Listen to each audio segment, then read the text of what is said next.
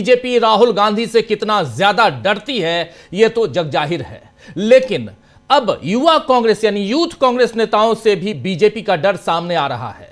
3 दिन हो चुके हैं जब यूथ कांग्रेस के कार्यकर्ताओं ने AI impact summit Bharat Mandapam में शर्टलेस होकर उसका विरोध प्रदर्शन किया था। विरोध करने वालों के हाथ में कोई हथियार नहीं था, बहरे कानों तक धमाके की गूंज पहुंचाने के लिए बम भी नहीं था, लेकिन केवल एक ही चीज थी और वो उनके टी शर्ट पर लिखा हुआ कि पीएम इज कंप्रोमाइज्ड, यही लिखी हुई टी शर्ट थी। और इसी में बीजेपी की सिट्टी पिट्टी ऐसी गुम हुई कि पहले तो शांतिपूर्ण निरस्त्र कार्यकर्ताओं के साथ मारपीट की गई और फिर कुछ को गिरफ्तार किया गया।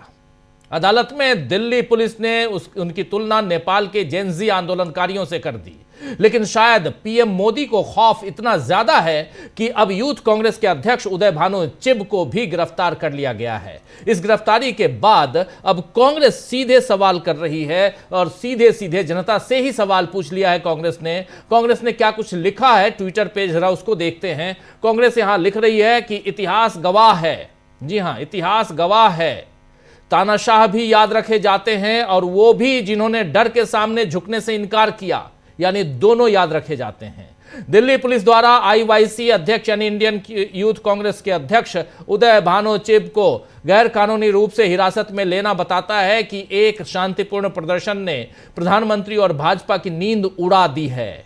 यह लड़ाई अब सिर्फ हमारी नहीं बल्कि जनता की है और सबको मिलकर तय करना होगा कि उन्हें कैसा लोकतंत्र चाहिए।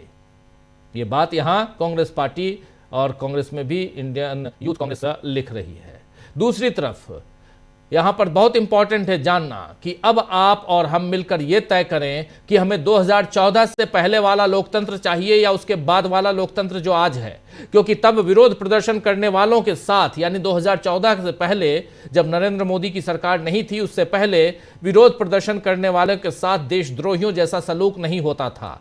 इसीलिए अन्ना हजारे बार बार दिल्ली में आकर आरएसएस के मंसूबे कामयाब करने की सहूलियत उनको मिल जाती थी और वो हम लोगों ने देखा। खैर, निर्भया कांड के वक्त भी केंद्र और दिल्ली दोनों में कांग्रेस की सरकार थी, लेकिन प्रदर्शनकारी सड़कों पर तब भी उतरे थे और सरकार को विरोध सुनना और सहना पड़ा था। एक बार जेएनयू में भी डॉक्टर मनमोहन सिंह को काले झंडे दिखाए गए और आयोजकों ने वहां के जेएनयू के प्रदर्शनकारियों पर मामला दर्ज करने की बात कही तो मनमोहन सिंह ने मना कर दिया था। यह सब 2014 के पहले वाला लोकतंत्र है दोस्तों। अभी तो आलम यह है कि आप वोट डालने जाते हैं लेकिन आपको पता ही नहीं है कि असल में वोट किसे पड़ा, और अब तो शायद यह भी पता नहीं कि वोट डालने का अधिकार भी कब तक आपके पास रहेगा। बिहार में 10-10 हजार महिलाओं के खाते में 10-10 हजार रुपए महिलाओं के खाते में डालने की शिकायत प्रशांत किशोर ने अदालत में की थी, आपको याद होगा। प्रशांत किशोर भी याद होंगे आपको। लेकिन प्रशांत किशोर ने यह शिकायत अदालत में की तो उन्हें फटकार मिली कि जनता ने आपको नकार दिया, इसलिए यहां आ गए हैं आप और फिर से सुर्खियां बटोरने की कोशिश कर रहे हैं। लेकिन वही अदालत अब फ्री बीज को गलत बता रही है। तो गलत और सही जब सत्ता की सुविधा से तय हो तब भी सोचने में आता है कि हमें कैसा लोकतंत्र चाहिए दोस्तों। गलत और सही सत्ता के हिसाब से अगर तय किया जाने लगे, चाहे वो न्यायपालिका के जरिए हो या विधायिका के जरिए या कार्यपालिका के जरिए या संसद के अंदर सत्ता पक्ष के जरिए हो। बहरहाल कांग्रेस तो लोकतंत्र में विरोध के अधिकार को सही बताने के लिए बाकायदा तर्क दे रही है। आज एक प्रेस कॉन्फ्रेंस में सांसद हरीश चंद्र मीणा ने क्या कुछ कहा है, आइए जरा सुन लीजिए। कांग्रेस की एक बड़ी सी प्रेस कॉन्फ्रेंस आज हुई, उस प्रेस कॉन्फ्रेंस में हरीश चंद्र मीणा ने क्या कहा, सुनिए। सांसद युवा ने अपनी जो बात रखी वो कब रखी और कहां रखी, पहले तो युवा स्वयं बोलते हैं। अगर आप उनकी बात ध्यानपूर्वक सुने, वो और जगह नहीं जाते, वो उनकी नहीं सुनेंगे अपने प्रतिनिधियों के मार्फत, चाहे विधानसभा में हो चाहे लोकसभा में हो। युवा की तो आवाज है, वहां आप उसकी आवाज को नहीं सुनने को तैयार हो तो कहीं तो ये आवाज आएगी। और हमारे प्रजातंत्र की ये है कि जनता को अपनी आवाज रखने का हक है, प्रजातांत्रिक शांतिपूर्ण तरीके से, अहिंसात्मक तरीके से रखने का। और वो क्या मांग रहे हैं कि हमारी स्थिति देखो, हमारी क्या हालत है, बेरोजगारी बढ़ रही है, उनके माँ बाप इतना पैसा खर्च करके शहरों में, दिल्ली में यहाँ पढ़ाते हैं बच्चों को, और जब उस बच्चे को अपना भविष्य नजर नहीं आ रहा, विदेशी कंपनियां आ रही हैं, नौकरियां कम हो रही है, तो बच्चे कहीं तो कहेंगे। वो तो अपनी बात ध्यान आकर्षण कर रहे थे, इसमें व्यवधान नहीं डाल रहे थे। वो कितने 5 मिनट का प्रोटेस्ट था, कोई हिंसा नहीं हुई, कोई तोड़फोड़ नहीं हुई, कोई सांप्रदायिक कोई बात नहीं हुई। वो ये ध्यान आकर्षण कर रहे थे कि हमारी तरफ भी देखो, हिंदुस्तान के युवा हम हैं और युवाओं को अधिकार है। ये हमारी प्रार्थना है आपसे। तो 5 मिनट का ये प्रदर्शन, लेकिन ये प्रदर्शन क्यों आखिर इतना नागवार गुजरा कि यहां पर आप लोग देख रहे हैं कि लगातार यहां गिरफ्तारियां हो रही हैं। युवाओं की उम्मीदों को अगर यूथ कांग्रेस के नेताओं ने आवाज दे दी तो सरकार को बुरा लग गया। उसे बुरा तो यह भी देखकर लगा होगा कि जिन लोगों को बाबा की दुकान में बवाल मचाने से दीपक ने रोका था और खुद को मोहम्मद दीपक बताया था, आज राहुल गांधी से उसे मोहब्बत की दुकान की तरह वहां पर एक अलग ही पैगाम मिला। राहुल गांधी ने उसे मोहब्बत से गले लगा लिया। आइए जरा देख लीजिए ये तस्वीर भी। राहुल गांधी के पास मोहम्मद दीपक पहुंचते हैं, 2 भाई मोहम्मद के सिपाही, मोहब्बत के सिपाही। ये कांग्रेस पार्टी लिख रही है, 2 भाई मोहब्बत के सिपाही। आप लोग जानते हैं मोहम्मद दीपक को, दीपक हिंदू हैं, लेकिन जब तोड़फोड़ के लिए लोग आए तो इन्होंने कहा, मुस्लिम दुकान में, तो इन्होंने कहा कि मैं मोहम्मद दीपक हूँ। इसके बाद तस्वीरें वहाँ की कैसे पलटी, क्योंकि ये जिम चलाते हैं, जिम में भी तोड़फोड़ की गई, जिम को बंद करवाने की कोशिश हुई। इस मुलाकात के बाद दीपक ने, यानी मोहम्मद दीपक ने जो कुछ कहा है, आइए ज़रा उनको भी सुनते हैं क्या कह रहे हैं राहुल गांधी से मिलने के बाद दीपक। सुनिए। मेरे को राहुल जी ने बुलाया था और मेरी फैमिली से उन्होंने बात करी है, जो भी कुछ ये मैटर हुआ है उन्होंने मेरे को समझाया है। मेरी फैमिली से, मेरी वाइफ से उन्होंने बात करी है, मेरे को तसल्ली दी है कि दीपक जी कोई दिक्कत वाली बात नहीं है, कोई आपने गलत काम नहीं किया है, आपने अच्छा काम किया है और मैं आपको आपके कोटद्वार आकर आपके जिम की मेंबरशिप लूंगा और आपसे मिलूंगा। उन्होंने मेरे को तसल्ली दी है, दिलासा दिया है कि जो भी कुछ ये मैटर हुआ है, इस मैटर से घबराने की जरूरत नहीं है, कोई आपने गलत काम नहीं किया है और जो भी आपने काम किया है बहुत अच्छा काम किया है। बस थैंक यू। आपकी मेंबरशिप की बात भी की है, क्या वो विजिट करेंगे आपकी जिम, कोई ऐसी बात? बिल्कुल बिल्कुल, उन्होंने मेरे को बोला है कि हम मेंबरशिप लेंगे, आपके जिम में आएंगे, आपके जिम विजिट करेंगे। तो मेरे को ये देखकर बहुत खुशी हुई है कि राहुल जी अगर मेरे जिम में आएंगे, मेरी मेंबरशिप लेंगे, तो मेरे को बहुत ज्यादा खुशी वाली बात है। क्या उन्होंने ये भी कहा कि वहाँ आकर वो इस मुद्दे को दोबारा उठाएंगे? नहीं, मेरी ऐसे तो कोई उनसे इस मैटर को लेकर कोई बात नहीं हुई है। बस उन्होंने मेरे को दिलासा दिया है कि आपने बहुत अच्छा काम किया है, कोई आपने गलत काम नहीं किया जिससे कि आपको डरने की जरूरत है। आपको किस तरह की धमकी मिल रही थी? धमकियां जो मिल रही थी वो मेरे को पहले मिल रही थी। खैर अब तो खैर ऐसा नहीं है कुछ कि काफी पहले धमकियां मिली हैं, ऐसा नहीं है कि काफी टाइम से। अब तो माहौल ठीक है, काफी बेटर है। और राहुल गांधी ने क्या बात की, क्या और मैंने बताया है पहले भी, राहुल गांधी जी ने मेरे से यही मेरे हालचाल पूछा है, मेरी फैमिली को लेकर पूछा है कि तुम्हारी फैमिली ठीक है और घर में सब बढ़िया है। तो मैंने बताया कि हाँ, मेरी फैमिली पहले से बेटर है, काफी अच्छा फील कर रही है। मेरी फैमिली से, यानी कि मेरी वाइफ से, मेरी फैमिली से उन्होंने बात करी है। मैडम सोनिया जी से भी मिलवाया? सोनिया जी से भी मिलवाया है, मैडम से मिलवाया है उन्होंने मेरे को। जी ठीक है, थैंक। तो सुन रहे थे आप यहां दीपक राहुल गांधी से मिलने के बाद अपनी बात रखते हुए। आपको याद दिला दूं कि बीते दिनों देश में 2-3 ऐसे वाकये हुए हैं जिनमें धर्म के नाम पर उपद्रव मचाने पहुंचे लोगों को स्थानीय लोगों ने भगा दिया, क्योंकि उन्हें लोकतंत्र और मोहब्बत जिंदा रखना है, नफरत नहीं। आज राजस्थान में भी यूथ कांग्रेस ने मोहब्बत की ऐसी ही मिसाल पेश की है। दरअसल राजस्थान में पूर्व बीजेपी सांसद, जी हां, राजस्थान में पूर्व बीजेपी सांसद सुखबीर सिंह जौनापुरिया गरीबों को कंबल बांट रहे थे। इस दौरान एक मुस्लिम महिला को उन्होंने उसके धर्म की वजह से दुत्कार दिया। पहले तो कंबल दे दिया, लेकिन उसके बाद पूछा कि तुम कौन हो, तुम्हारा धर्म क्या है? तो उसने बताया कि मेरा धर्म इस्लाम है, मुस्लिम हूं मैं। इसके बाद इन्होंने पूर्व सांसद महोदय ने उस मुस्लिम महिला से कंबल ले लिया, दुत्कार दिया और कंबल ले लिया, कंबल देने से मना कर दिया। इसके बाद यूथ कांग्रेस के लोगों ने उस मुस्लिम परिवार को कंबल देकर नफरत के खिलाफ मोहब्बत का संदेश दिया है। ये तस्वीरें वहीं की हैं, जरा सुन लेते हैं क्या बातें हो रही हैं, सुनिए जरा। अपनी ऊंची मानसिकता के द्वारा जिस तरीके से एक धर्म विशेष को देखकर जो अपमान किया, ये किसी व्यक्ति विशेष या किसी धर्म विशेष का अपमान नहीं है, ये पूरे हमारे टोंक जिले के हर उस व्यक्ति का अपमान है जो अपने अंदर स्वाभिमान रखता है, जिनके अंदर स्वाभिमान जिंदा है। हम सब यहाँ पर ऐसे भाईचारे के साथ और ऐसी मिसाल कायम करके पिछले कई पीढ़ियों से रहते आए। उसमें कोई बाहर का व्यक्ति आकर छटनी करके कंबल नहीं देना, आपके सारे कंबल ले जाओ, हमको एक कंबल नहीं चाहिए। कंबल हम खुद रख सकते हैं और कंबल लाने के हकदार हम खुद भी हैं। लेकिन बात स्वाभिमान की थी, आपने कंबल देकर वापस लेकर जो अपमान किया, उस अपमान को हम भूल नहीं सकते। इसी के लिए ये कंबल लाकर देना कोई एक उस अपमान का बदला नहीं है। हम इन लोगों के साथ अपने स्वाभिमान की वजह से खड़े। आज इनके साथ अपमान हुआ, कल किसी और जाति विशेष के साथ अपमान होगा, वो अपमान हम सहन नहीं करेंगे। आपकी जो ओछी मानसिकता है उसको आप अपने गुड़गांव तक सीमित रखो। ये टोंक सवाई माधोपुर आपका कोई राजनीतिक खेल खेलने का मंच नहीं है। हम आपको आगाह करते हैं सुखबीर सिंह जौनपुरिया जी, इस तरह की ओछी मानसिकता से हम भाई भाई की तरह रहते हैं, हम परिवार की तरह रहते हैं यहाँ पे टोंक सवाई माधोपुर में। और आप लड़ाकर वोट बांटने का काम कर रहे हो, ये कतई हम बर्दाश्त नहीं करेंगे।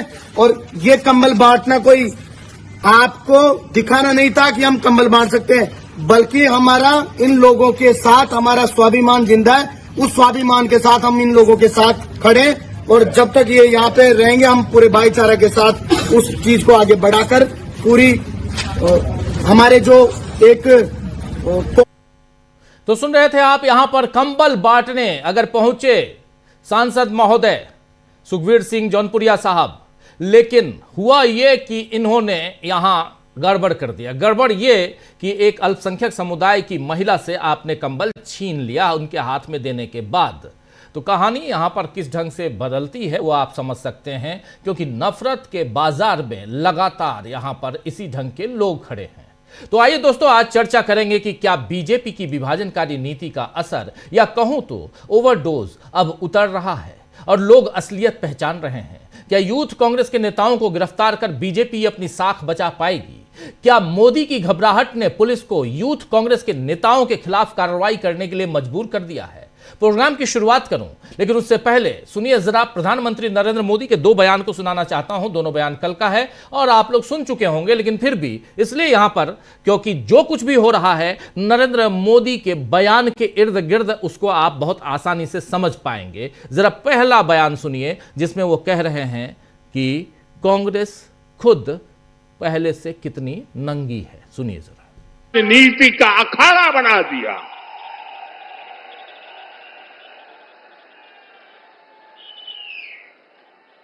समारोह स्थल पर विदेशी अतिथियों के सामने कांग्रेस के नेता कपड़े उतारकर पहुंच गए।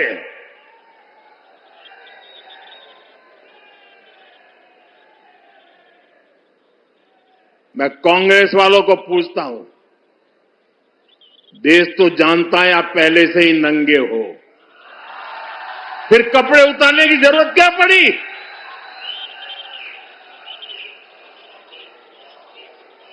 कांग्रेस के नेताओं ने वहां जो कुछ किया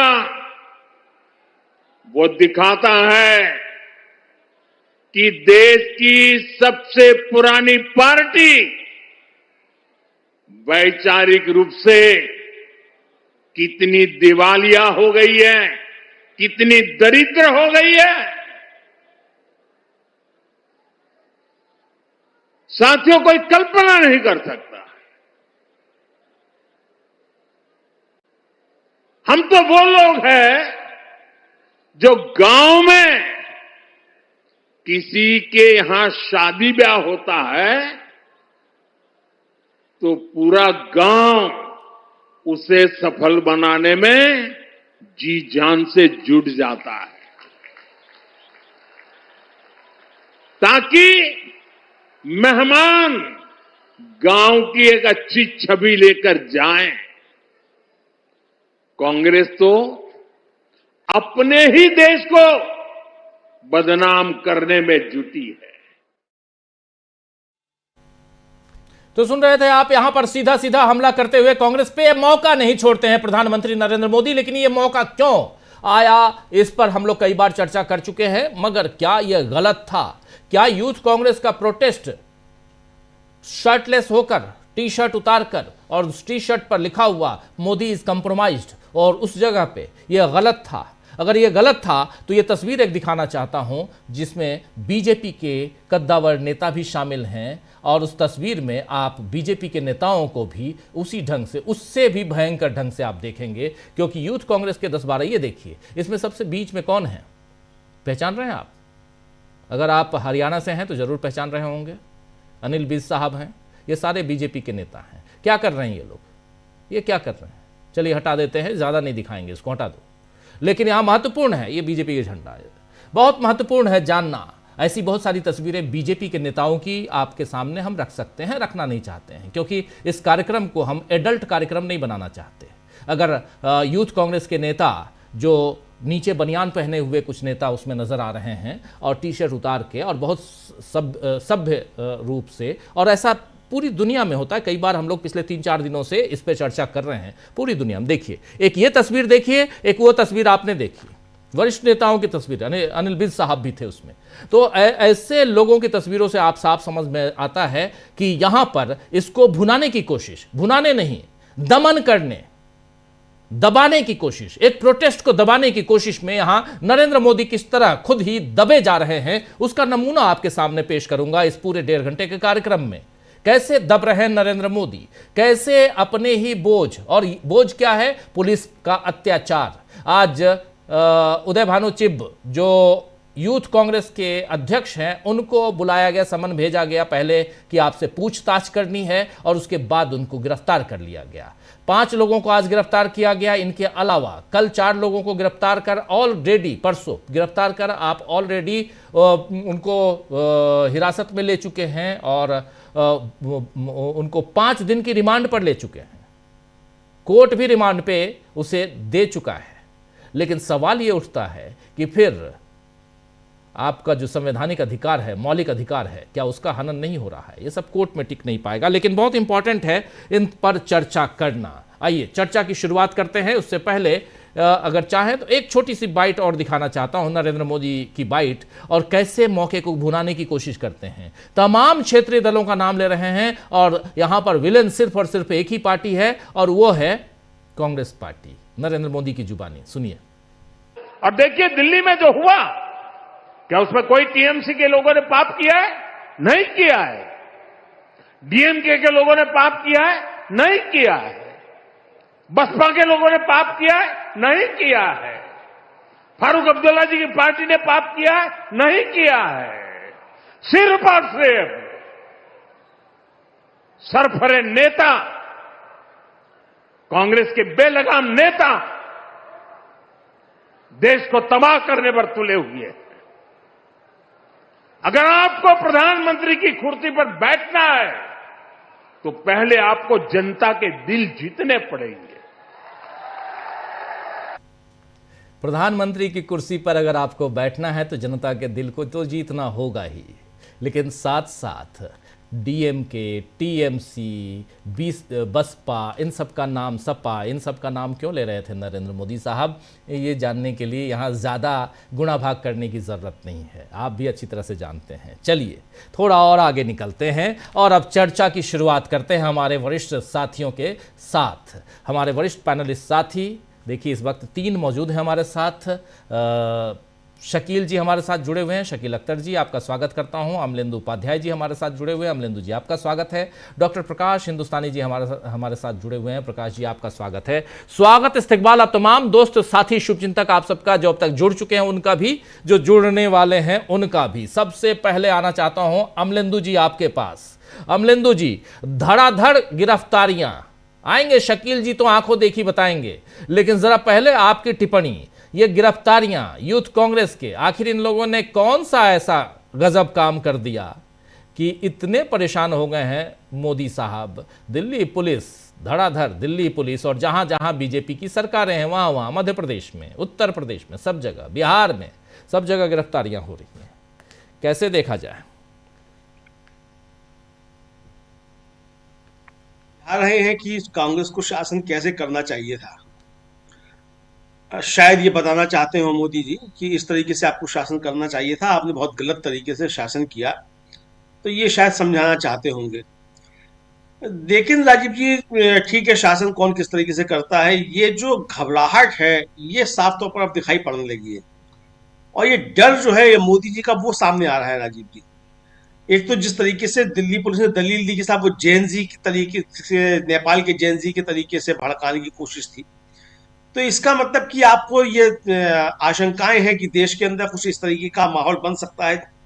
अगर ये आशंकाएं हैं, इसका मतलब कि आप ये जानते हैं कि देश के युवाओं के अंदर इस सरकार को लेकर आक्रोश है। इसको दिल्ली पुलिस अगर ये तर्क दे रही है तो इसको सरकार के इस कबूलनामे के तौर पर देखा जाना चाहिए कि सरकार को ये लगता है कि उसकी नीतियों को लेकर देश के युवाओं के अंदर कोई विरोध है और उसको किसी ना किसी तरीके से ये भड़काने का काम जो है ये यूथ कांग्रेस के लोग कर रहे हैं, ये समझ में आता है।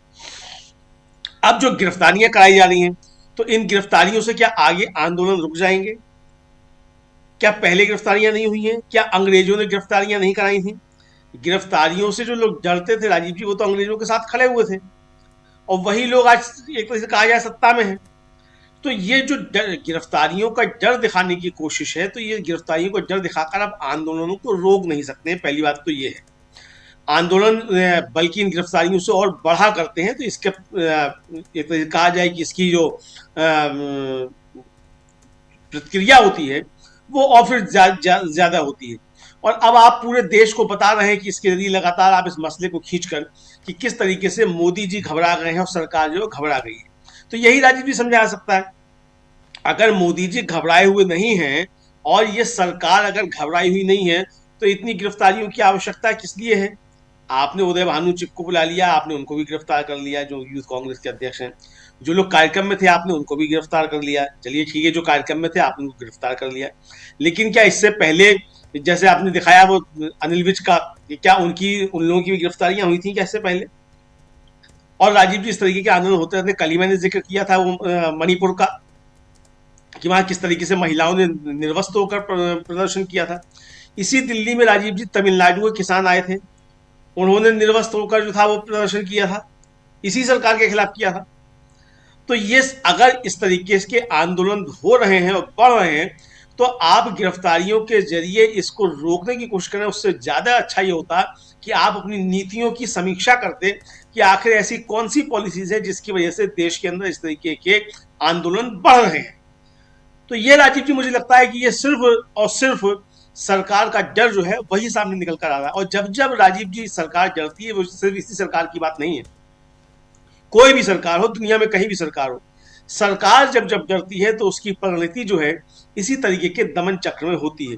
और ये राजीव जी एक तरीके से जो कहावत है कि दिया बुझने से पहले जो है लपलपाता है, तो ये दिया बुझने से पहले की लपलपाहट जो है ये सरकार की दिखाई पड़ती है। तो क्या मोदी जी समझ रहे हैं कि सरकार जाने वाली है, या सरकार के ऊपर ज्यादा खतरे हैं?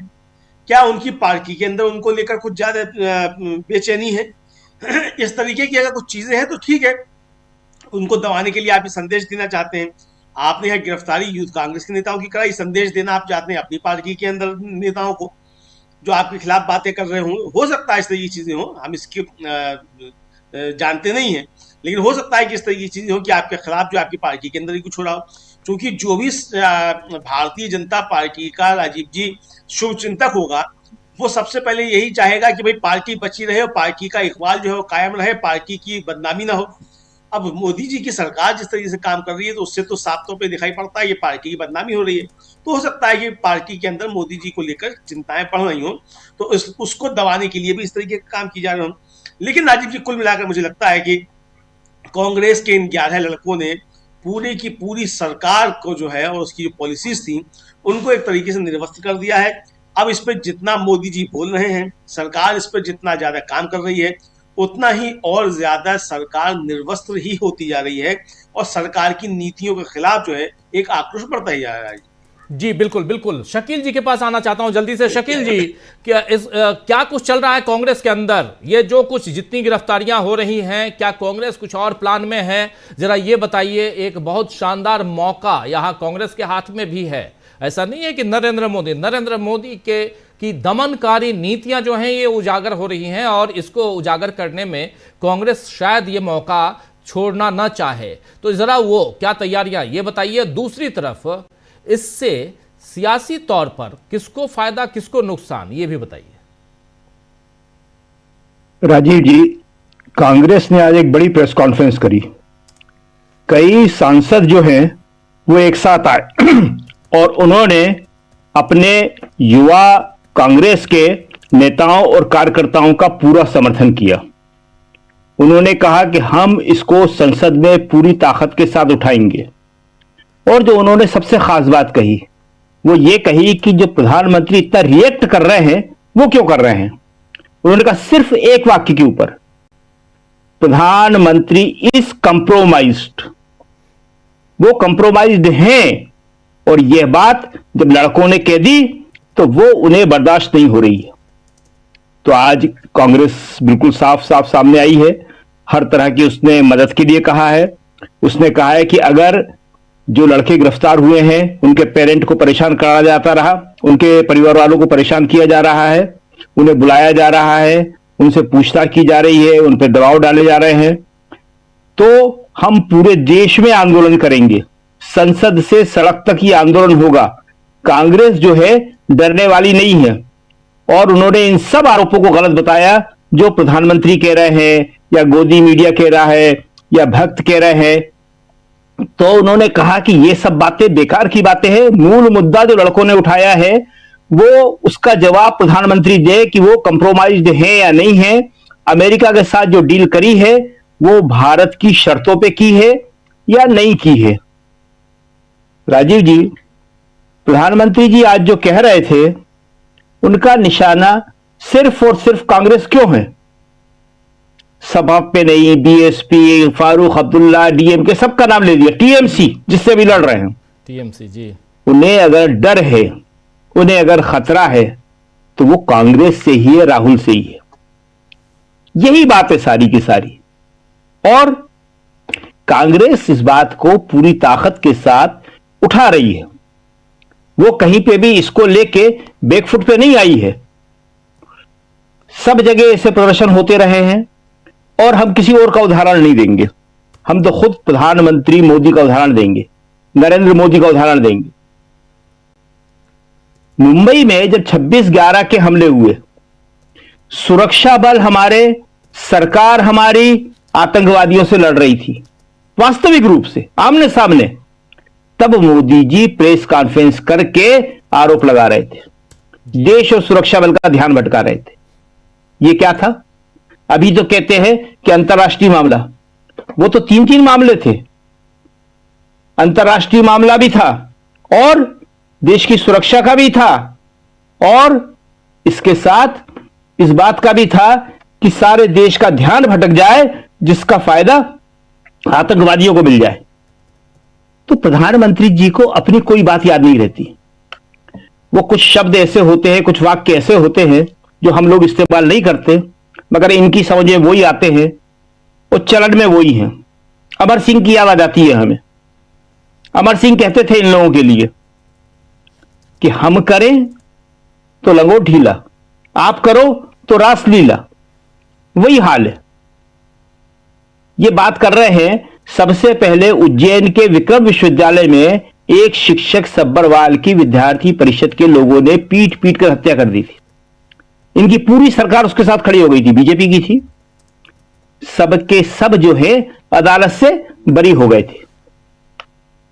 यूथ कांग्रेस ने तो खाली प्रदर्शन किया है और उनके ऊपर गंभीर धाराओं के ऊपर केस दर्ज किया। उनके परिवार वालों को बुलाया जा रहा है, वहां सबके सब बाइज्जत बरी हो गए थे। नड्डा जी कहते हैं, मोदी जी कहते हैं कि मैं बताऊंगा कांग्रेस को कि विपक्ष की भूमिका कैसे करना चाहिए। क्या बताएंगे वो? प्रधानमंत्री, हम प्रधानमंत्री के ही उदाहरण दे रहे, इससे नीचे का नहीं दे रहे। प्रधानमंत्री मोदी जी ने कहा था, जब प्रधानमंत्री यही बैठे, नरेंद्र मोदी ने कहा था,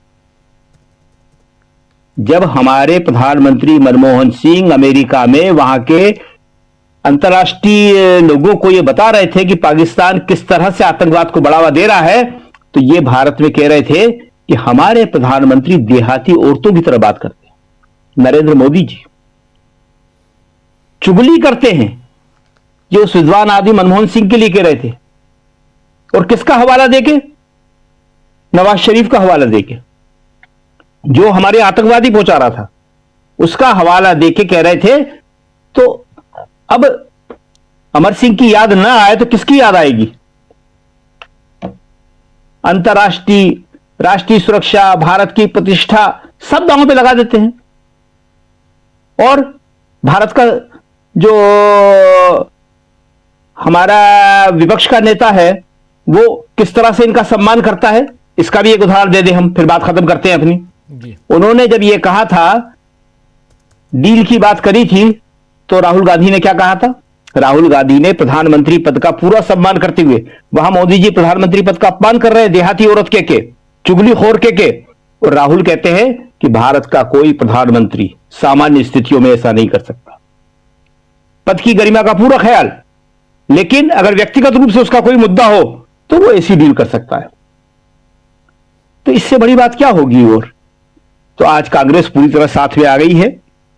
उसने कहा है कि हम आंदोलन करेंगे, लड़ेंगे, संसद में इस सवाल को उठाएंगे, और किसी भी तरह से हम जो है इस मुद्दे को छोड़ने वाले नहीं हैं, क्योंकि जो असली मुद्दा है वो बेरोजगारी का मुद्दा है।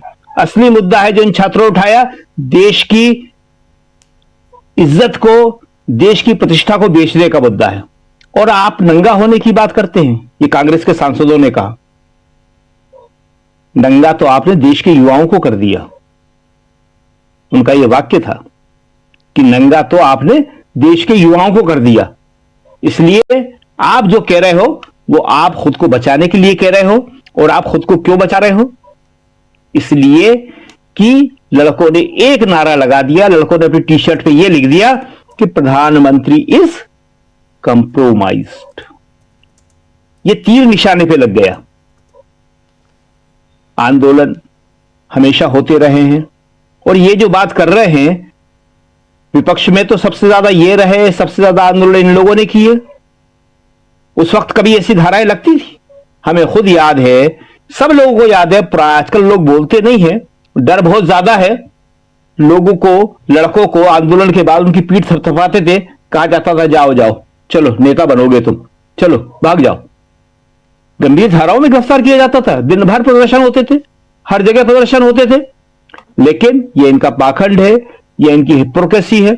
दो पैमाने अलग अलग रखते हैं। आज बात कर रहे हैं ये तमाम विपक्षी दलों की, सहयोगी दलों की, तो यहां एक बात हम कहना जरूर चाहेंगे। इतनी जल्दी क्या थी इन लोगों को इस प्रदर्शन की आलोचना करने की? कैमरा, कई नेताओं को हमने देखा कि कैमरा सामने देखा उन्होंने और कैमरे के अनुकूल बोलने लगते हैं। आप कैमरे के अनुकूल बोलने के लिए विपक्ष के नेता हैं कि जनता के अनुकूल बोलने के लिए विपक्ष के नेता हैं? जी।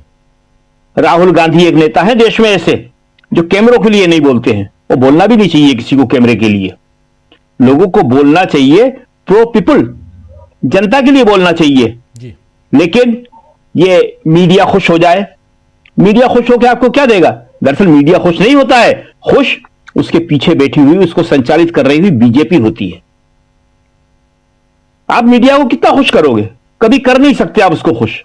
आपको सच बोलना चाहिए। और आज प्रधानमंत्री को यह मौका मिला है, वो ये कह रहे हैं कि फलाने ने ये कहा, फलाने ने ये कहा, तो ये जरा इनको अपने गिरहबान में झांक के जरूर देखना चाहिए कि राहुल एकमात्र नेता ऐसा है जो लड़ रहा है। तुम्हारी आवाज भी उठाता है, वो सबकी आवाज उठा रहा है वो।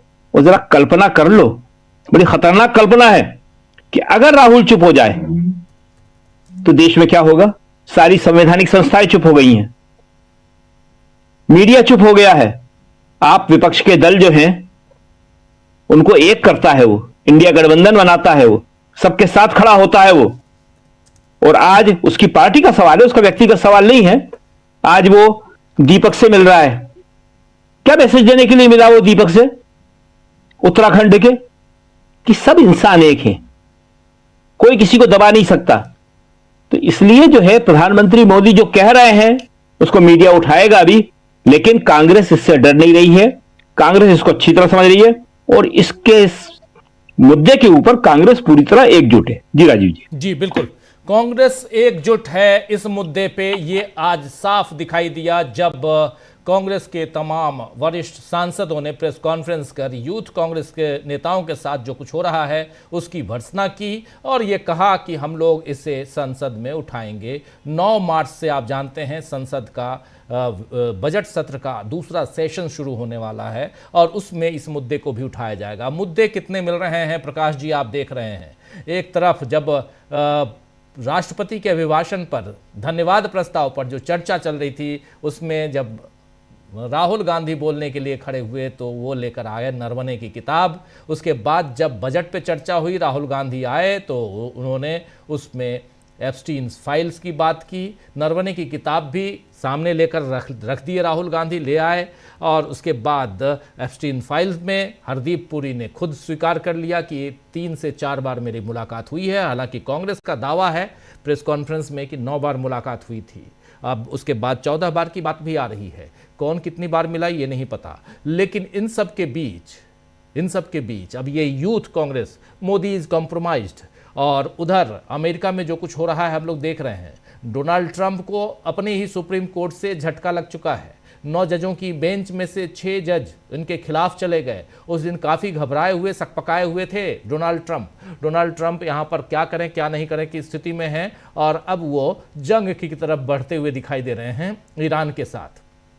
आजकल में जंग की शुरुआत हो जाए ये भी लगता है, लेकिन इन सब के बीच यहाँ जो दूसरी जंग चल रही है अपने यहाँ, जिसमें नरेंद्र मोदी घबराए हुए क्यों नजर आते हैं, ये जो है आप जरा, हो सकता है मेरा देखने का नजरिया ऐसा हो कि घबराहट उनकी नजर आ रही है। आपका नजरिया जरा आपसे समझना चाहता हूं कि नरेंद्र मोदी के 2 वक्तव्यों को आपने सुन लिया, आपने देख लिया कि प्रतिक्रियाएं क्या हुई। आप इंदौर में बैठे हुए हैं, इंदौर में क्या कुछ हुआ आपने देख लिया, भोपाल में क्या कुछ हुआ, और लगातार आप पूरे देश में देख रहे हैं कि क्या चल रहा है। इस मामले के बाद जो आपके ऊपर जो विजुअल चल रहा है उस मामले के बाद जरा समझना चाहता हूं इससे किसको नफा किसको नुकसान सियासी तौर पर। प्रकाश जी।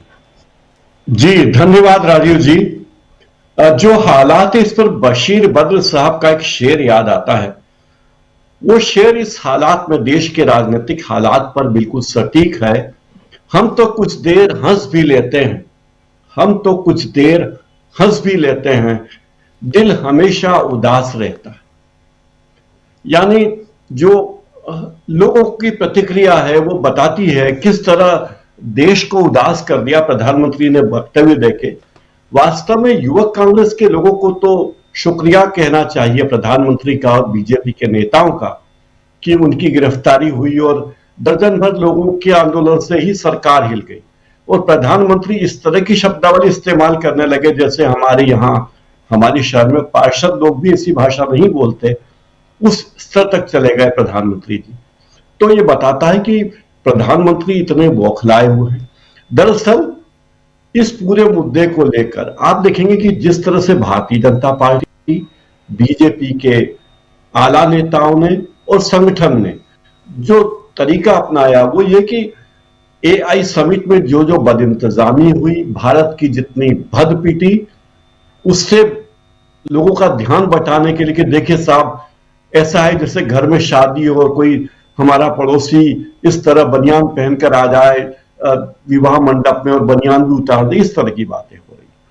तो मतलब ये कि बेचैनी है जिस बेचैनी की जरूरत नहीं है। प्रधानमंत्री को सीधे सीधे स्वीकार करना चाहिए। आलोचना होती है, आप प्रधानमंत्री हैं, होने दीजिए, आप अपना जवाब दीजिए कि हमारे AI समिट से हमें क्या मिला। लेकिन आप देखिए हमारे प्रधानमंत्री जी के पास जो नारे हैं, जो जिसको एक खास मीडिया के लोग मंत्र बोलते हैं, मोदी जी का मंत्र, मोदी जी ने फलाना मंत्र दिया, मोदी जी ने ढिकाना मंत्र दिया। तो जो मोदी जी के मंत्र हैं उन मंत्रों की बात होती है और वो मंत्र कहां जाते हैं, क्या अंजाम होता है पता नहीं। मेक इन इंडिया का क्या हुआ, मन की बात में जो सैकड़ों मंत्र वो देते रहते हैं हर हफ्ते। मतलब ये मंत्रोलाजी जो चल रही है मोदी जी की वो बड़ी अटपटी लगती है कि क्या बेचैनी है। आप अगर अंदर तक जाएंगे तो बहुत सारे कारण हैं, देश के भी कारण हैं, अंतर्राष्ट्रीय कारण भी है। एक तो यह है कि भारत अमेरिका व्यापार समझौते को लेकर जो बातें हो रही है, जो ट्रेड, अभी तो अंतरिम व्यापार समझौता ही कहेंगे, इस ट्रेड डील को लेकर जो बातें हो रही है, इसमें हमारी अर्थव्यवस्था जिस तरह ऊपर नीचे हो रही है, लोग इसको ट्रंप डील की जगह ट्रैप डील बोलने लगे, TRAP, ट्रैप डील, क्योंकि इसमें भारत के किसान, हमारी अर्थव्यवस्था और सबसे बड़ी बात है कि हमारी रणनीतिक स्वायत्तता खतरे में है। जो हमारे स्ट्रेटेजिक ऑटोनॉमी है उस पर खतरा हो जाएगा। इस बात को लेकर चिंता है विपक्ष की, और सरकार उस चिंता का कोई सही जवाब नहीं दे पा रही है। लोगों को समझा नहीं पा रहे कि भाई हम जो कर रहे हैं वो सही कर रहे हैं। लोगों को बता नहीं पा रहे कि हम क्या हो रहे हैं। एक तरफा बयानबाजी होती है ट्रंप साहब की ओर से और हमारे प्रधानमंत्री की ओर से कोई बयान नहीं आता। सरकार की ओर से बड़े घुमाव फिराव वाले बयान आते हैं। एक तो ये बात है भारत और यूएस की ट्रेड डील। दूसरी बात है कि कांग्रेस जिस तरह से ट्रेड डील को ट्रैप बता रही है, और मल्लिकार्जुन खड़गे ने जिस तरह कहा है कि हमें इस बारे में इंतजार करना चाहिए, देश को कंप्रोमाइज नहीं करना चाहिए, ये एक तरह का बिट्रेयल है। भारत के किसानों को बलिदान की बलि चढ़ाने की कोशिश है, क्योंकि अमेरिकन एग्रीकल्चर एक्सपर्ट तो जो कह रहे हैं कि अमेरिका के किसान इससे फायदे में रहेंगे, लेकिन भारत के किसान फायदे में नहीं रहेंगे, इस बारे में सरकार कुछ कहती नहीं। कांग्रेस बार बार कहते रही कि डील को होल्ड पर रखिए, रीनिगोशिएट कीजिए, एग्रीकल्चर इंपोर्ट्स का क्लॉज हटे, किसानों के बारे में जो बात है वो स्पष्ट हो। सरकार बयान नहीं दे रही। तीसरी बात है कि सरकार जो है ये इवेंट की सरकार है। हम बार बार कहते हैं कि इवेंट की सरकार है।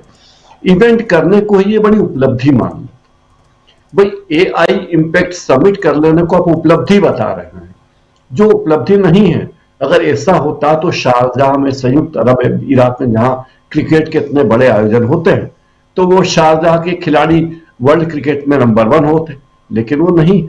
जैसे मध्य प्रदेश में हमारे यहाँ एक परंपरा डल गई है, गुजरात की देखा देखी, कि हर साल 1-2 क्या कहना चाहिए इन्वेस्टर समिट होते हैं, उनमें सैकड़ों करोड़ रुपए खर्च कर दिए जाते हैं, जिसकी कोई औचित्य नहीं, क्योंकि वो सारा पैसा कुछ मीडिया वालों के पास जाता है विज्ञापनों के जरिए, कुछ इवेंट कंपनियों के पास जाता है, जो अधिकतर बीजेपी के नेताओं की। तो ये इवेंट की सरकार है। इस सब को लेकर जो AI समिट को लेकर जो प्रोटेस्ट था, सरकार को उसे गंभीरता से लेना था। इवेंट के बारे में ध्यान देते, कार्रवाई करते, फर्जी लोगों पर रोकते, चीनी माल के बारे में कहते रहते हैं प्रधानमंत्री, और जो कहते हैं वो अलग बात है। एक और चीज है, अभी हरियाणा में राज्यसभा के 2 सीटों के चुनाव होने वाले, और वहां कांग्रेस के विधायक एकजुट नजर आते हैं और बीजेपी उलझन में है, क्योंकि बीजेपी के उसमें क्रॉस वोटिंग हो सकती है। ये बीजेपी को लेकर बड़ी चिंता है हरियाणा की। दिल्ली की नाक के नीचे हरियाणा है, वहां राज्यसभा चुनाव में हार जाएंगे तो क्या होगा।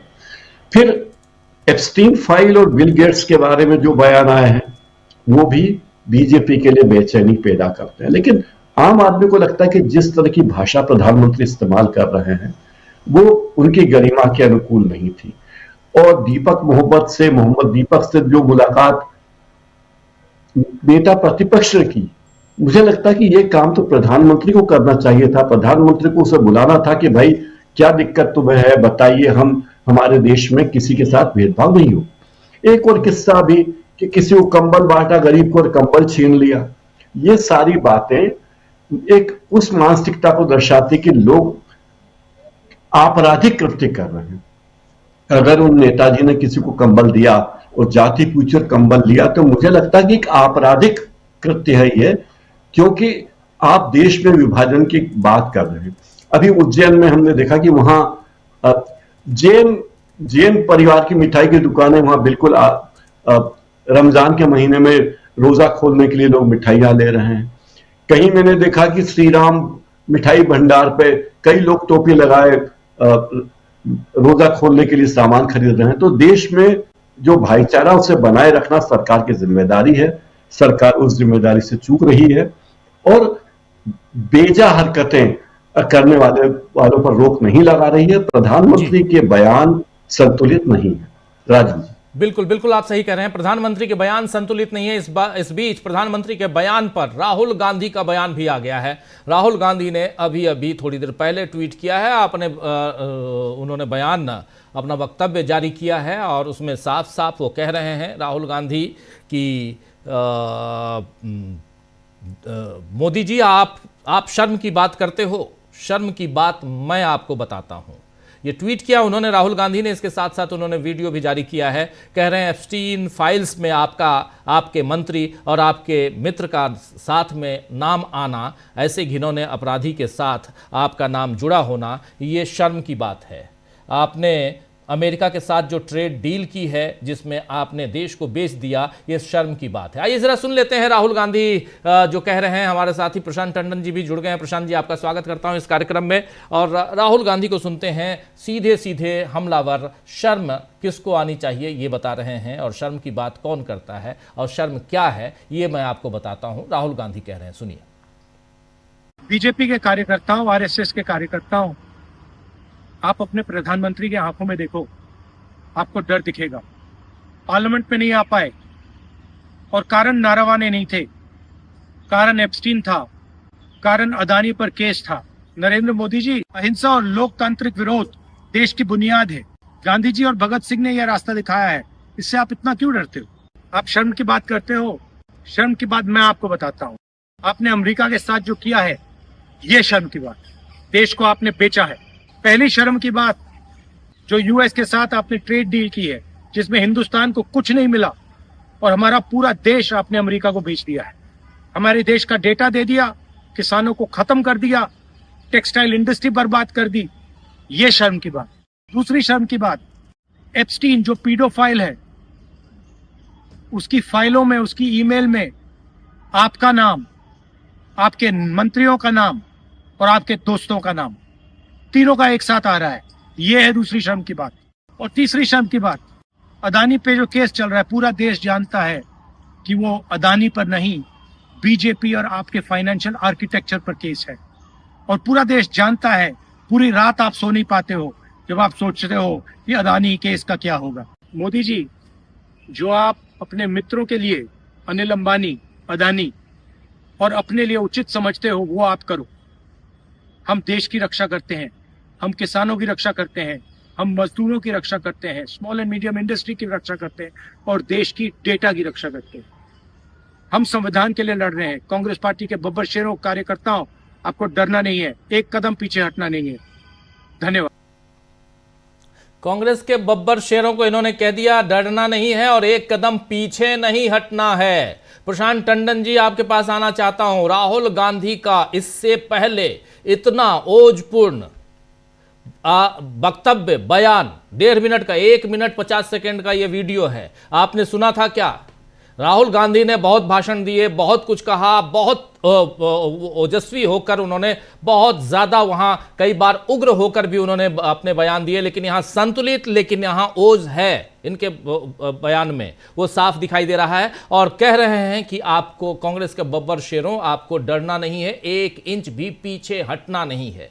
क्या माना जाए? और तमाम मसलों को, और साफ साफ कह रहे हैं कि मामला एप्स्टीन फाइल्स का है, मामला ट्रेड डील का है, मामला नरवणे की किताब का है। प्रशांत जी। राजीव जी, कुछ और भी है, और जो देश की राजनीति में एक नयापन दिखाई दे रहा है पिछले 2-3 दिन में, वो ये है कि इस बार नरेंद्र मोदी जो रिएक्ट कर रहे हैं, जो प्रतिक्रिया दे रहे हैं, जो उकसाने की कोशिश कर रहे हैं कि इंडिया गठबंधन के लोग इधर उधर हो जाए, वो किस पे कर रहे हैं? कोई राहुल गांधी का बयान नहीं है, कोई स्टालिन का बयान नहीं है, किसी बड़े कांग्रेसी नेता का नहीं, कुछ नहीं कह दिया है। कांग्रेस का कार्यकर्ता चला गया जी टी शर्ट पहन के। तो अब मोदी जी कांग्रेस के कार्यकर्ता से लड़ रहे हैं, जिसकी बात राहुल गांधी कर रहे हैं। ये नयापन है पॉलिटिक्स में। दूसरी बात कि खुद मोदी जी ये कह रहे हैं, अगर उनके भाषणों का आप पॉलिटिकल एनालिसिस करेंगे, कि टी शर्ट का आइडिया तो जबरदस्त था। टी शर्ट तो राहुल गांधी भी पहनते हैं। कुछ ऐसी घटनाएं राजीव जी होती है जो देश की राजनीति को एक दिशा दे देती हैं। कोटद्वार की घटना, जिसमें वो दीपक कुमार, जिम चलाने वाले, और उन्होंने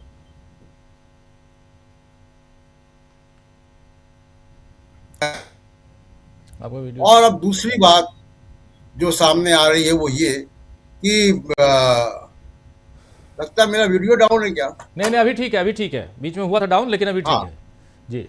तो जिस तरीके से कोटद्वार की घटना सामने आई है, कोटद्वार की घटना, और अब ये टी शर्ट जो युवा कांग्रेस के नेता चले गए एआई समिट में, इन दोनों घटनाओं ने राजनीति को एक नया मोड़ दे दिया। और अब मोदी जी बिल्कुल एकदम जो है वो जिसको कहें कि बहुत ही नाराजगी में और आपा खोने की स्थिति में उस तरह उन्होंने पूरा भाषण दिया। और कितना बचकाना भाषण है कि कह रहे हैं कि जी वो कांग्रेस को अलग थलग कर दो। मीडिया को भी उन्होंने संबोधित किया है। ये विपक्षी पार्टी ने नहीं किया, कांग्रेस ने किया है जी। तो इसको क्या विपक्षी पार्टियां ये मान लेंगी कि बड़ा गड़बड़, मोदी जी ठीक कह रहे हैं? और संदेश वो दे रहे हैं 63% वो लोगों को, 64% लोगों को जिन्होंने बीजेपी को वोट नहीं दिया है, उनको कह रहे हैं कि हमसे लड़ने वाली जो पार्टी है वो कांग्रेस ही है केवल, बाकी और पार्टियां कोई लड़ रही हैं। तो ये कोई बहुत ही जल्दबाजी में, और देखिए नाराजगी और गुस्से में जब आप कोई चीज करते हैं तो गलतियां करते हैं। दूसरी बात, जो मोदी जी जिस ब्रीड के पॉलिटिशियन है, जिस स्कूल ऑफ थॉट के हैं वो, और जो उनका अब तक का जो क्रियाकलाप है, देखिए मोदी जी उस तरह के व्यक्ति हैं कि जिनको आप शर्मसार करके नहीं हटा सकते। वो इस मामले में नॉन बायोलॉजिकल है। कोई दूसरा प्रधानमंत्री होगा, उसके खिलाफ इतनी बातें होंगी, उसको उलझन में पड़ेगा, वो उसके मंत्रियों के नाम एब्स्टीन में आ जाएंगे, जिसका नाम आया उसी को बर्थडे विश भी कर रहे हैं।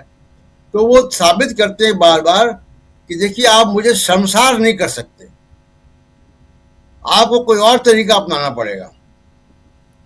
तो कांग्रेस ने जो तरीका अपनाया वो लगता है, हम लोग 2 दिन से इस बात को चर्चा कर रहे हैं कि कांग्रेस का तीर जो है वो निशाने पे लगा। अब दिल्ली पुलिस ने क्या किया है, बहुत बड़ी रिकवरी की है राजीव जी, आपने देखा होगा जी खबरों में। उन्होंने टी शर्ट बरामद की है युवा कांग्रेस के लड़कों से, कार्यकर्ताओं के यहाँ से उन्होंने टी शर्ट बरामद की है। कितना हास्यास्पद है ये सब चीजें कि आपने जो है वो इतना भारी भरकम आपने हथियार बरामद किए हैं, टी शर्ट। और इससे होगा ये कि जो थोड़े बहुत जो कंफ्यूज लोग हैं, मीडिया में भी कुछ लोग ऐसे हैं जिनको ये बुरा लगा था, उनको लगा था कि नहीं ये ठीक नहीं किया। हमारे भी कोई मित्र लोग इस तरीके की व्यू रखते थे। उन सब लोगों को अब क्या होगा कि जब आप गिरफ्तारियां करेंगे, हैरेसमेंट करेंगे, टी शर्ट की बरामदगी दिखाएंगे, तो मजाक भी उड़ेगा और वो जो लोग आपके साथ थे अब वो भी साथ छोड़ेंगे। दूसरी बात जो कल हम लोगों ने चर्चा की थी, उसी को थोड़ा मैं आगे बढ़ाऊंगा कि राजनीति में एक डिसरप्टिव आइडिया होता है, एक खलबली मचाने वाला आइडिया होता है। वो खलबली मचाने वाला आइडिया नए राजनीति को जन्म देता है। बीजेपी ने भी किया कई बार। सोशल इंजीनियरिंग बीजेपी का आइडिया था, और आज भी अगर जो बीजेपी की सरकारें हैं या मोदी जी भी हैं, तो वो गोविंदाचार्य के डिसरप्टिव आइडिया जो था सोशल इंजीनियरिंग का, उसकी वजह से, हिंदुत्व की वजह से नहीं है। बीजेपी हिंदुत्व पे चुनाव नहीं जीतती है, बीजेपी चुनाव जीतती रही है सोशल इंजीनियरिंग पे। अब तो खैर वो ज्ञानेश कुमार से चुनाव जीत रही है, लेकिन अब तक तो एक डिसरप्टिव आइडिया जो है वो लंबे समय तक काम करता है। वीपी सिंह ने डिसरप्टिव आइडिया दिया था। ये जो विरोध का नया तरीका कांग्रेस लेकर आई है, ये डिसरप्टिव आइडिया, इस पर मोदी जी ने मोहर लगा दी है। मोदी जी ने मेरठ से कल क्या संदेश दिया है? अगर कांग्रेस उस संदेश को समझ पाए मोदी जी का संदेश बड़ा साफ है कि आप पूरे युवा कांग्रेस को ये टी शर्ट पहनवा दी। मोदी जी का संदेश यही है कि मैं इससे परेशान हो रहा हूं, अब कांग्रेस पार्टी ये टी शर्ट छपवाए। यही तो कहना चाहते हैं वो। भाई अगर राजनीतिक प्रतिद्वंदी हैं और आपने ये दिखा दिया कि मैं इससे परेशान हूं और आप दूसरी विरोधी दल आपका परेशान करना चाहता है, तो आपने बता दिया ना कि ये टी शर्ट मुझे परेशान कर रही है जी, तो आप छपवाइए। तो एक बड़ा रोचक दौर है राजनीति का, राजीव जी। बिल्कुल आप सही कह रहे हैं, एक रोचक दौर है। जरा एक बार और दिखाना चाहता हूं मैं राहुल गांधी के इस बयान को, बहुत इंपॉर्टेंट है क्योंकि इतना अग्रेसिव नोट पर राहुल गांधी पहले 1.5 मिनट 1 मिनट 50 सेकेंड का जो उन्होंने अपना बयान दिया है, जो साथी बाद में जुड़े हैं उनके लिए बहुत ज़रूरी है ये जानना कि आखिर राहुल गांधी यहाँ से अपनी पार्टी के नेताओं को, कार्यकर्ताओं को, युवाओं को, यूथ कांग्रेस के नेताओं को, NSUI को, इनको क्या पैगाम देना चाहते हैं, ज़रा सुन लीजिए। और अपने स्टैंड पर बिल्कुल क्लियर हैं यहाँ राहुल गांधी के शब्दों से, उनकी बातों से लगता है। सुनिए एक बार, फिर आते हैं, चर्चा आगे बढ़ाते हैं, अमलेंदु जी के पास आते हैं, फिर सुनते हैं पहले राहुल। बीजेपी के कार्यकर्ताओं, RSS के कार्यकर्ताओं, आप अपने प्रधानमंत्री की आंखों में देखो, आपको डर दिखेगा। पार्लियामेंट में नहीं आ पाए और कारण नारावाने नहीं थे, कारण एप्स्टीन था, कारण अदानी पर केस था। नरेंद्र मोदी जी, अहिंसा और लोकतांत्रिक विरोध देश की बुनियाद है।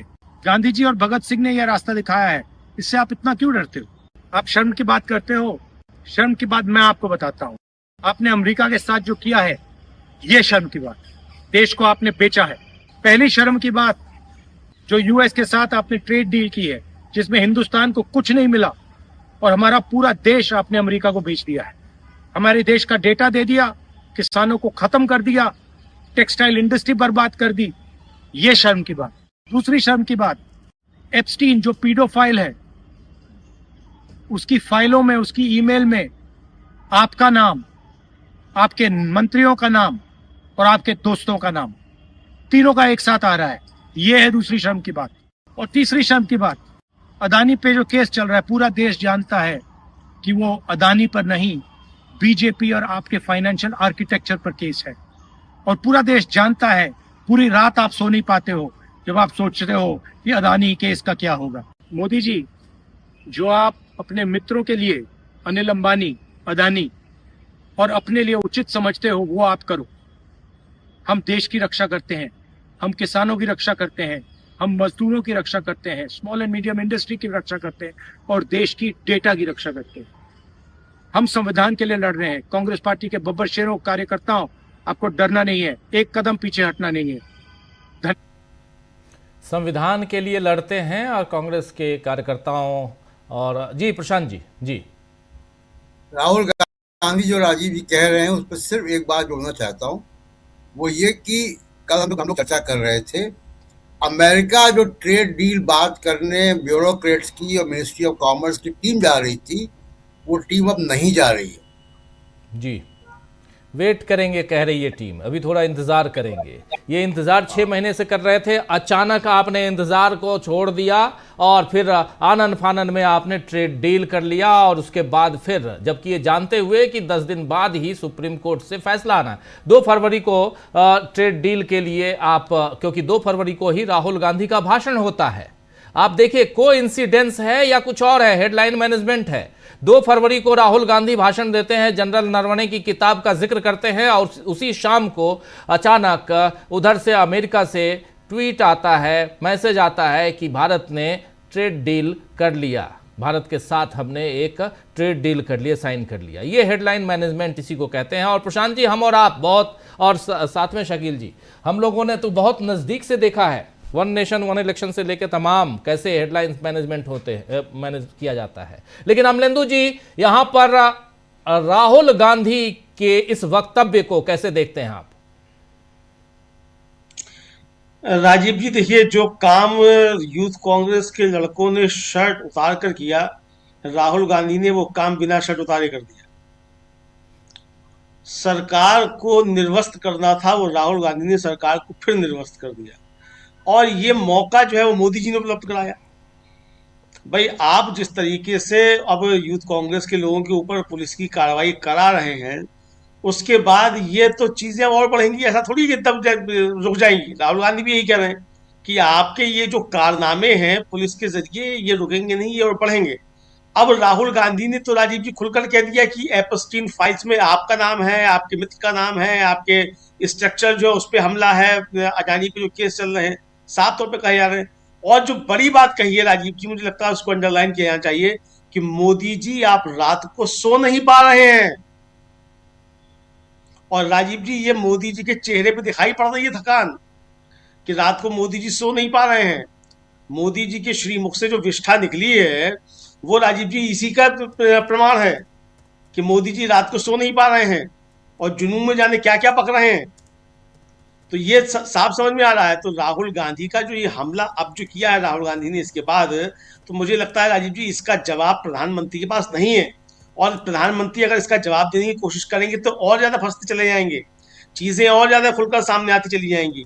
आप राजीव जी बेहतर तो ये था कि प्रधानमंत्री तुरंत हरदीप सिंह पुरी का इस्तीफा लेते और कहते कि भाई अब जब तक इस पे कोई जांच नहीं होगी और इसके परिणाम नहीं आएंगे तब तक हम इनको मंत्रिमंडल में नहीं लेंगे। राजीव जी आपको याद होगा कि हवाला केस के अब में आरोप लगा था आडवाणी जी के ऊपर, इन्हीं की पार्टी के नेता थे, लौह पुरुष थे, इन्हीं के गुरु थे, जिनको थता बताकर मोदी जी प्रधानमंत्री बने हैं। उन आडवाणी जी ने कहा कि जब तक ये केस खत्म नहीं हो जाता, मतलब इसमें फैसला नहीं आया था, मैं चुनाव नहीं लड़ूंगा।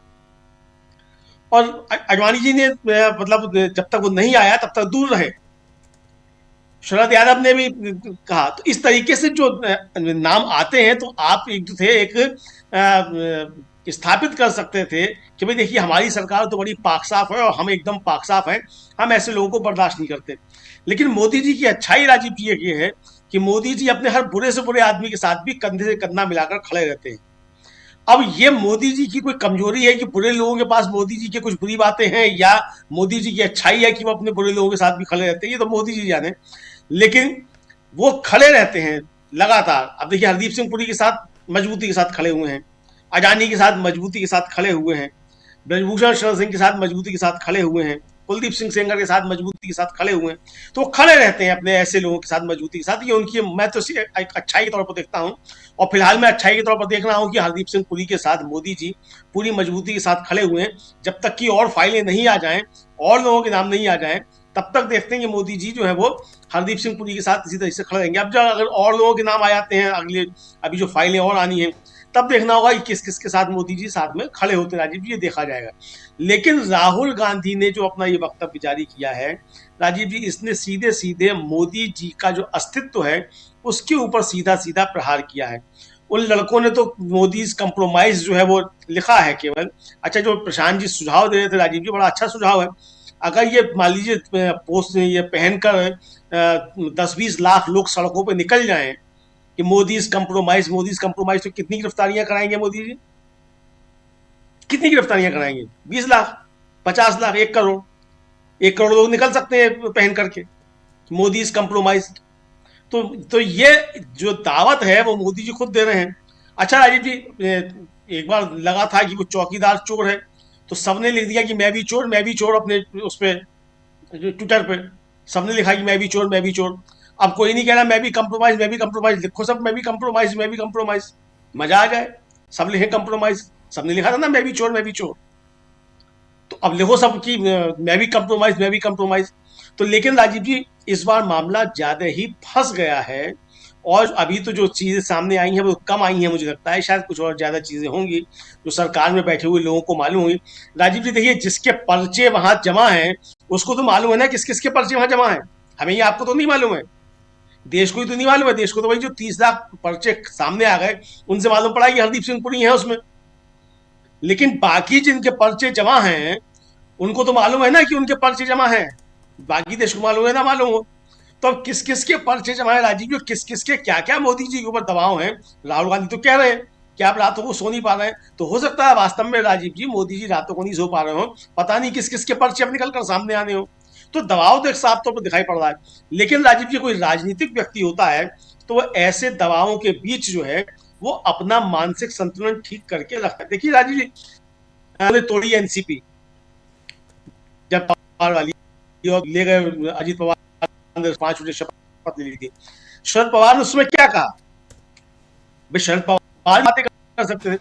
शरद पवार ने कहा मैंने ऐसे झंझावात झेले हैं और निपट लूंगा, आपने दीजिए। शरद पवार पॉलिटिकल व्यक्ति थे, वीडियो डाउन हो रहा है जी पॉलिटिकल व्यक्ति थे तो वो इस मामले से निपट लिए। लेकिन मोदी जी चूंकि पॉलिटिकल आदमी शायद नहीं है, निपट नहीं पा रहे उसे और घिरते ही चले जा रहे हैं। में राजीव जी आदमी चलिए आपको रोकना पड़ेगा, तो जितना निकलने की कोशिश करता है तो वो ऐसे ही फंसता चला जाता है। जी अमलेंदु जी, बिल्कुल जल्दी से आना चाहता हूं शकील जी आपके पास। शकील जी, राहुल गांधी के इस वक्तव्य पे क्या कहेंगे आप? राजीव जी, बहुत सही टाइम पे राहुल गांधी सामने आए हैं और गेंद जो है नरेंद्र मोदी के पाले में डाल दी। बहुत सारी बातें कही हैं, लेकिन जो सबसे बड़ी बात है और अब इसका जवाब नरेंद्र मोदी को देना पड़ेगा। मोदी जी, एप्स्टीन फाइल में आपका नाम है। पहले भी कह चुके हैं राहुल ये बात, और ये कह चुके हैं कि उन्हें खुद सामने आकर जवाब देना चाहिए। लेकिन आज जिस तरह जोर देके कहा है, जब आमने सामने बात ही हो रही है तो अब मोदी जी इसका जवाब दें कि उनका नाम है या नहीं है। नाम है तो किस संदर्भ में? अब हरदीप पुरी और अनिल अंबानी पीछे हो गए। तो ये आज नरेंद्र मोदी के लिए एक बहुत बड़ा चैलेंज जो है राहुल गांधी ने दे दिया। और देखिए, देश को बेचा है, ये बोला है, देश को पूरा का पूरा बेच दिया। टेक्सटाइल इंडस्ट्री की बात करिए, सबके सब फैक्ट हैं, तथ्य हैं, और यही उन लड़कों ने उठाया था। लड़के यही तो कह रहे थे ना, उसका जवाब आप नहीं दे रहे। आप तो सिर्फ कह रहे हैं कि सिर्फ और सिर्फ कांग्रेस के नेता जो है वो ये कर रहे हैं। अभी जो है ये जो सारे उदाहरण दिए जा रहे हैं, इनको थोड़ा सा किसी को क्रमवार तरीके से इनके सामने रखना चाहिए, मगर मीडिया जो है वही पूरा का पूरा हॉस्टाइल है। कौन रखेगा? अभी जो है इन लोगों ने जो आज बोल रहे हैं कि वही बात याद आती है हमें कि दूसरों के लिए कुछ और पैमाने, अपने लिए कुछ और पैमाने। ये जो कॉमनवेल्थ गेम हुए थे, क्या जिला स्तरीय खेलते? ये डिस्ट्रिक्ट लेवल के खेलते जो इन्होंने विरोध किया था 2010 में। आज 2026 चल रहा है और जिसमें 12 साल आपकी सरकार के हो गए। क्या हुआ? सबको क्लीन चिट मिल गई है अदालत के जरिए, कलमाड़ी सहित, कि कोई घपला नहीं हुआ, कोई घोटाला नहीं हुआ। और मोदी जी क्या कर रहे हैं कि मीडिया को देखना चाहिए, ये जनता को देखना चाहिए। अभी G20 में 3 साल पहले G20 में मोदी जी क्या बोल रहे थे कि कॉमनवेल्थ गेम में भारत की कांग्रेस ने बदनामी करा दी। कौन सी बदनामी करा दी? इतना अच्छा आयोजन हुआ, और जो आप आरोप लगा रहे थे, जिन आरोपों के जरिए